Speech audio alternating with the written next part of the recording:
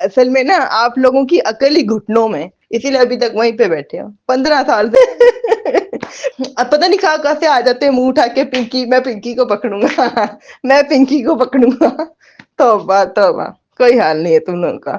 پھر 5 سال ہو جاتے ہیں، 6 سال ہو جاتے ہیں، 7 سال، 8 سال، 9 سال ریٹائر ہو جاتے ہیں، پھر خود ہی فون کر کے ہنس رہے ہوتے کہ یار میں اتنے سال پیچھے لگا رہا، پکڑ نہیں پایا۔ مجھے پتا ہے آپ دوبارہ مر کے بھی پیدا ہو کر آ گئے نا، آپ بھی لگ جاؤ لائن میں۔